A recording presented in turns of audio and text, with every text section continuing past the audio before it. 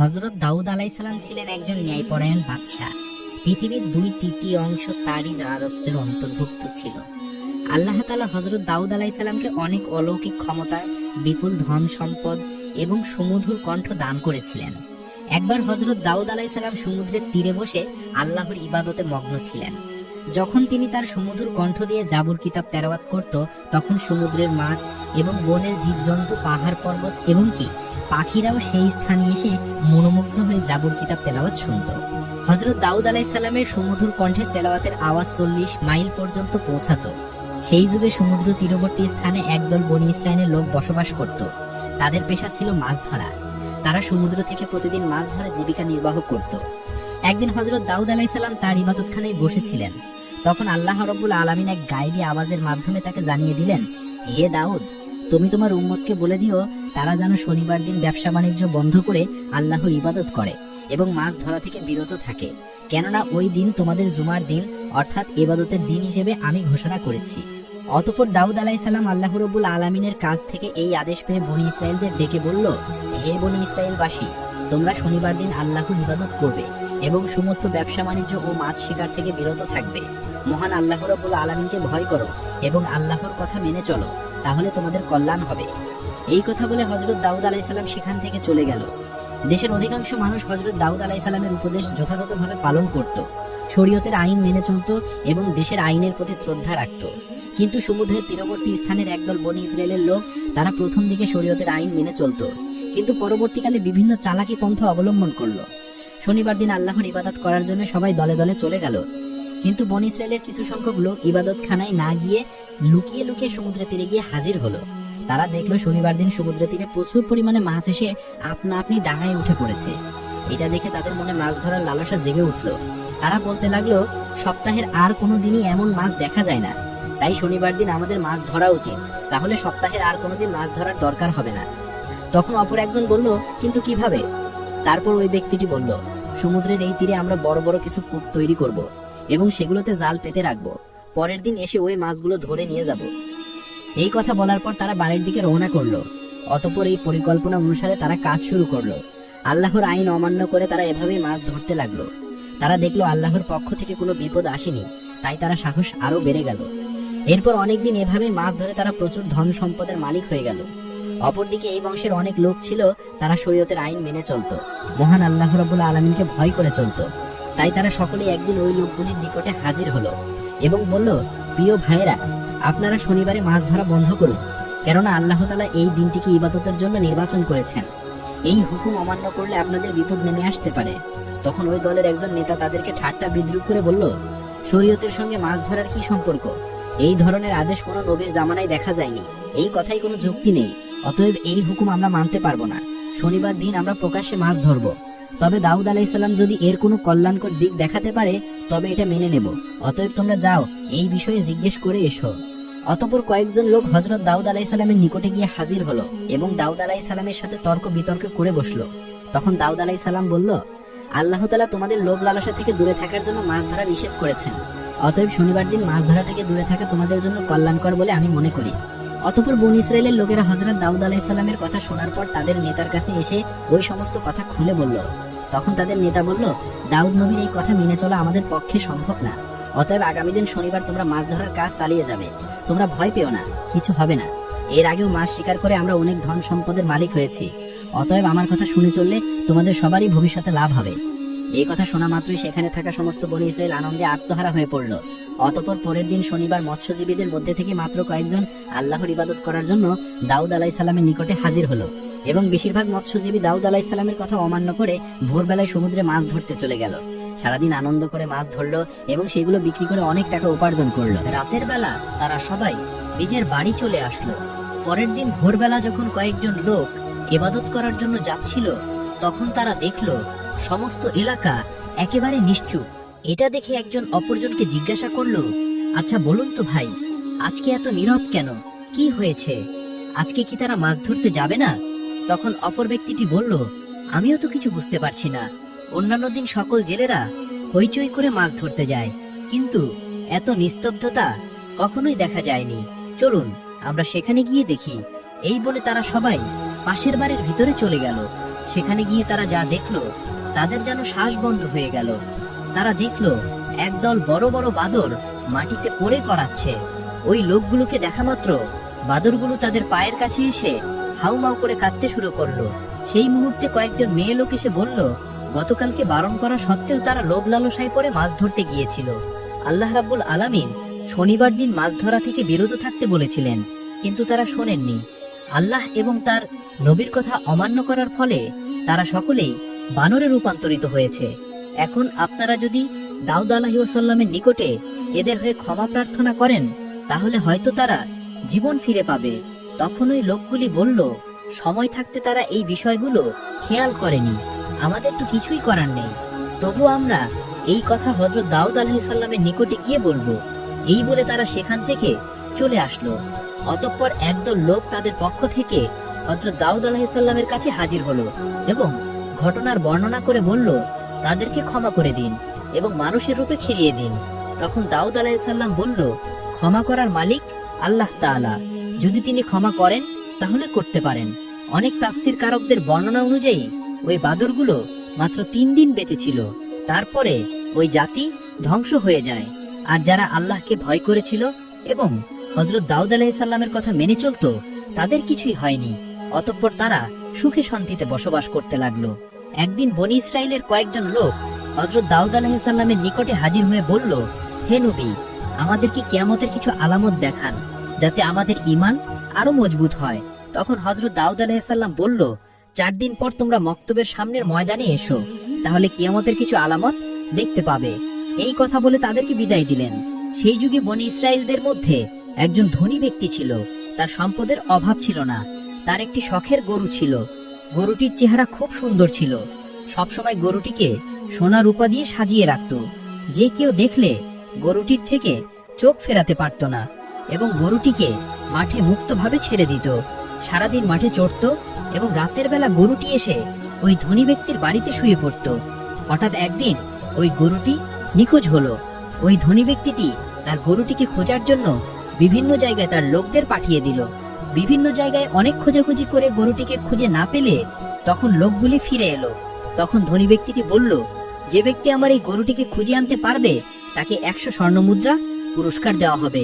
এই ঘোষণা করার পর দেশের বিভিন্ন জায়গায় অনেক লোক গরুটিকে খোঁজার জন্য ব্যস্ত হয়ে পড়ল। সেই যুগে বনি ইসরায়েলদের মধ্যে অনেক নেককার এবং আল্লাহওয়ালা অনেক বুজুর্গ ছিল। তাদের মধ্যে একজন নেককার বুজুর্গ মহিলা ছিলেন। তিনি ছিলেন অত্যন্ত ধর্মপ্রাণ, দিনরাত আল্লাহর ইবাদতে মগ্ন থাকত। ওই বুজুর্গ মহিলা এবং তার একমাত্র ছেলে জঙ্গলের মাঝে একটি ছোট্ট ঘর বানিয়ে বসবাস করত। তাদের ঘরের পাশ দিয়ে একটি পানির নহর প্রবাহিত হতো। যখন তাদের ক্ষুধা পেত, ওই নহরের কাছে গিয়ে পেট ভরে পানি পান করত, আর তাতেই তাদের ক্ষুধা নিবারণ হতো। কিছুদিন পর ওই মহিলার ছেলে পানির নহরের পাশে গিয়ে দেখলো সেখানে কয়েকটি আনার গাছ জন্মেছে। এটা দেখে খুব খুশি হয়ে বাড়িতে ফিরে আসলো। কয়েকদিন পর আবারও ওই স্থানে গিয়ে দেখলো আনার গাছে ফল ধরেছে। তখন ছেলেটি ফলগুলো নিয়ে বাড়িতে চলে আসলো এবং মা ও ছেলে দুজনেই পেট ভরে ফলগুলো ভক্ষণ করলো। এভাবেই তারা নহরের পানি আর গাছের ফল খেয়ে তাদের দিন চলে যেত। বুজুর্গ মহিলা ও তার ছেলে অনেক বছর ওই গাছের ফল আর নহরের পানি পান করে এবং আল্লাহর ইবাদত করে অতিবাহিত করলো। একদিন এই মহিলার ছেলে তার মাকে বলল, মা, আমরা এত বছর একই খাবার খাচ্ছি, এখন আমার ইচ্ছা হয় আমরা বাজার থেকে অন্য খাবার কিনে খাই। তখন তার মা বলল, তুমি টাকা কোথায় পাবে? ছেলেটি বলল, আনার গাছ থেকে কিছু আনার নিয়ে বাজারে যাব এবং সেগুলো বিক্রি করে যে টাকা পাবো তা দিয়ে খাবার কিনে নিয়ে আসব। তখন তার মা বলল, শুনো বাবা, মহান আল্লাহ তাআলা সন্তুষ্ট হয়ে যে খাবার আমাদের দিচ্ছে তার উপর আমাদের খুশি থাকা উচিত। অতিরিক্ত কিছু চিন্তা করা আমাদের জন্য উচিত হবে না। আমাদের নতুন কোনো খাদ্যের দরকার নেই। মায়ের এমন কথা শুনে ছেলেটি সন্তুষ্ট হলো না, বারে বারে একই কথা বলতেছে। তখন তার মা বিরক্ত হয়ে বলল, তোমার যা ইচ্ছা তাই করো। অতঃপর পরের দিন ওই মহিলা ছেলে আনার গাছ থেকে কিছু ফল নিয়ে বাজারে গেল। ফলগুলো বিক্রি করে যে টাকা পেল সেটা দিয়ে অনেক খাবার কিনে বাড়িতে ফিরে আসলো। তার মা খাবারগুলো দেখে কোনো খাবারই ভক্ষণ করলো না। ছেলেটি বলল, শোনো মা, তুমি যদি কোনো কিছু না খাও তাহলে আমিও খাবো না। তখন বাধ্য হয়ে তার মা কিছু খাবার ভক্ষণ করলো। অতঃপর এভাবেই সেদিন অতিবাহিত হলো। পরের দিন সকালবেলা ওই বুজুর্গ মহিলার ছেলে আনার গাছের সামনে গিয়ে দেখলো আনার গাছে কোনো ফল ধরেনি। এটা দেখে ছেলেটি হতাশ হয়ে বাড়িতে ফিরে আসলো এবং তার মাকে বলল, মা, হঠাৎ করে আজকে থেকে দেখছি আনার গাছে কোনো ফল ধরেনি। ছেলের এমন কথা শুনে তার মা আর কিছুই বলল না। অতঃপর এভাবেই 3 দিন অতিবাহিত হয়ে গেল, কিন্তু গাছে কোনো ফল এলো না। অবশেষে তারা খুবই ক্ষুধার্ত হয়ে পড়ল। অতঃপর মা ও ছেলে দুশ্চিন্তায় এদিক ওদিক ঘোরাঘুরি করতে লাগলো। এমন একটি সময় তারা দেখলো একটি সুন্দর স্বাস্থ্যবান গরু তাদের বাড়ির সামনে দাঁড়িয়ে আছে। এটা দেখে মা ও ছেলে তাড়াতাড়ি তাদের বাড়ির সামনে আসলো। আল্লাহর হুকুমে তখন গরুটি কথা বলতে শুরু করলো। গরুটি বলতে লাগলো, আপনারা আমাকে জবাই করে আমার ভক্ষণ করুন। আল্লাহ তাআলা আমার গোশত আপনাদের জন্য হালাল করেছেন, অতএব হালাল গোশত খেতে আপনাদের আপত্তি থাকা উচিত নয়। গরুর মুখে এমন কথা শুনে মা ও ছেলেটি খুবই দুশ্চিন্তায় পড়ে গেল। তখন ওই বুজুর্গ মহিলা বলল, জানি না এই গরুটি কার, কোথা থেকে আসলো, আর এই গরুর গোশত খেয়ে আমরা কোনো বিপদে না পড়ি। তখন ছেলেটি বলল, গরু নিজেই বলছে সে আমাদের জন্য হালাল, অতএব কোনো অপরাধ হলে তা হবে গরুর, আমাদের হবে না। মা, এই গরুটি জবাই করে আমরা গোশত খেয়ে ক্ষুধা নিবারণ করি। এসবই আল্লাহর ইচ্ছা। আল্লাহ তাআলা এই ফল বন্ধ করে হয়তো আমাদের জন্য এই গরুটি পাঠিয়ে দিয়েছে। বুজুর্গ মহিলাটি ছেলের কথাই শেষ পর্যন্ত রাজি হয়ে গেল। অতঃপর গরুটি জবাই করার জন্য যখন গরুটির কাছে এলো, গরুটি তার ঘাড় মাটির সাথে মিশিয়ে দিল। তখন ছেলেটি একাই গরুটিকে জবাই করলো। অতঃপর সমস্ত কাজ সম্পূর্ণ করলো। অবশেষে গরুর গোশতগুলো কাবাব করে তারা ভক্ষণ করলো এবং কিছুটা পরের দিনের জন্য রেখে দিল। এদিকে বনী ইসরায়েলের সেই ধনী ব্যক্তিটি একজন মহিলাকে তার গরু খোঁজার জন্য বাড়ি বাড়ি গিয়ে তল্লাশি করার জন্য নির্দেশ দিল। অতঃপর সেই মহিলাটি গরু খুঁজতে খুঁজতে জঙ্গলের মাঝে নির্জন এলাকায় ওই বুজুর্গ মহিলার বাড়ির সামনে এসে দেখলো একটি গরুর চামড়া এবং জরাজীর্ণ হাড্ডি সেখানে পড়ে রয়েছে। এটা দেখে সে অনেকটাই আশাবাদী হলো। অতঃপর মহিলাটি দেরি না করে তাদের বাড়ির ভিতরে গিয়ে দেখলো বুজুর্গ এবং তার ছেলে গরুর মাংসের কাবাব খাচ্ছে। এটা দেখে ওই মহিলাটি বলল, আমি খুবই ক্ষুধার্ত, আপনারা আমাকে কিছু কাবাব খেতে দিন। এটা শুনে বুজুর্গ মহিলা ওই মহিলাকে কিছু খাবার খেতে দিল। তখন ওই মহিলাটি বলল, বাহ, খুবই সুস্বাদু এই কাবাব খেতে, আমি কিছু বাড়ি নিয়ে যাব, বাড়ি গিয়ে মজা করে খাবো। এই বলে তিনি সেখান থেকে চলে আসলো। অতঃপর ওই মহিলাটি বাড়ি না গিয়ে সোজা ওই ধনী ব্যক্তির নিকটে উপস্থিত হলো এবং বলল, হুজুর, আপনি যে গরুটি খুঁজছেন আমি তার সন্ধান নিয়ে এসেছি, এখন আপনি আমার প্রাপ্য টাকা দিয়ে দিন। তখন ধনী ব্যক্তিটি তার প্রাপ্য টাকা দিয়ে বলল, কোথায় আমার সে শখের গরু? তখন মহিলাটি বলল, আপনার গরু জীবিত নেই, তবে যারা নিয়েছে তাদের সন্ধান দিতে পারি। ধনী ব্যক্তি বলল, তুমি বলো কারা সেই লোক? তখন মহিলাটি বলল, এই জঙ্গলের নির্জন এলাকায় একজন বৃদ্ধা এবং তার ছেলে একটি ছোট্ট ঘর বানিয়ে থাকে এবং সেখানে ইবাদতের নামে মিথ্যা মিথ্যা ভান করে চুরি ডাকাতির করে আপনার গরুটিকে তারা জবাই করে কাবাব করে খেয়ে ফেলেছে। গরুর চামড়া এবং হাড্ডি এখনো বাইরে পড়ে আছে, এই দেখুন তার প্রমাণ। আপনি এখনই আপনার লোক পাঠিয়ে তাদেরকে বন্দী করুন। অতঃপর ধনী ব্যক্তিটি দেরি না করে হযরত দাউদ আলাইহিস সালামের নিকটে হাজির হলো এবং সম্পূর্ণ ঘটনা খুলে বলল।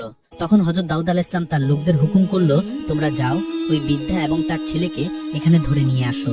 কিছুক্ষণ পর হযরত দাউদ আলাইহিস সালাম যখন ইবাদতখানায় ছিলেন, তখন হঠাৎ হযরত জিবরাইল আলাইহিস সালাম আগমন করলেন এবং বললেন, হে আল্লাহর খলিফা হযরত দাউদ আলাইহিস সালাম, আপনার নিকটে বনী ইসরায়েলের ধনী ব্যক্তির যে অভিযোগ করেছে সেটা বিশাল এক রহস্য। এই ধনী ব্যক্তি একসময় ওই বৃদ্ধাস্বামীর চাকর ছিল। বৃদ্ধাস্বামী একসময় বিশাল বড় ব্যবসায়ী ছিল। একদিন ওই বৃদ্ধাস্বামী এই ধনী ব্যক্তিকে নিয়ে ব্যবসার উদ্দেশ্যে সিরিয়া সফর করেন। অনেক পথ অতিক্রম করার পর তারা ক্লান্ত হয়ে পড়েছিল, তাই একটি নির্জন জায়গায় বিশ্রাম করছিল। তখন তার মাথায় খারাপ চিন্তা আসে এবং ওই বৃদ্ধাস্বামীকে ঘুমন্ত অবস্থায় হত্যা করে আর সমস্ত ছাগল সহ আরো মালামালগুলো নিয়ে মিশরে চলে যায়। সেখানে সমস্ত কিছু বিক্রি করে শুধুমাত্র এই গরুটি ছাড়া, যার ফলে বিশাল অর্থের মালিক হয়ে যায়। দেশে ফিরে খুব অল্প সময়ে মিথ্যা প্রচার করে সমাজের একটি ধনী ব্যক্তিতে পরিণত হয়। এখন যে গরুটি বৃদ্ধা এবং তার ছেলে জবে করে খেয়ে ফেলেছে সেটি ওই বৃদ্ধাস্বামীর গরু ছিল, আর এখন ওই ধনী ব্যক্তির যে বিপুল ধন সম্পদ আছে সেগুলো ওই বৃদ্ধাস্বামীর অর্জন করা হালাল সম্পদ। অতএব এই ঘটনাকে সম্মুখে রেখে আপনি ন্যায় বিচার করবেন। এই কথা বলে হযরত জিবরাইল আলাইহিস সালাম সেখান থেকে বিদায় নিলেন। কিছুক্ষণ পর হযরত দাউদ আলাইহিস সালামের লোকজন ওই বৃদ্ধা এবং তার ছেলেকে তার দরবারে নিয়ে হাজির হলো।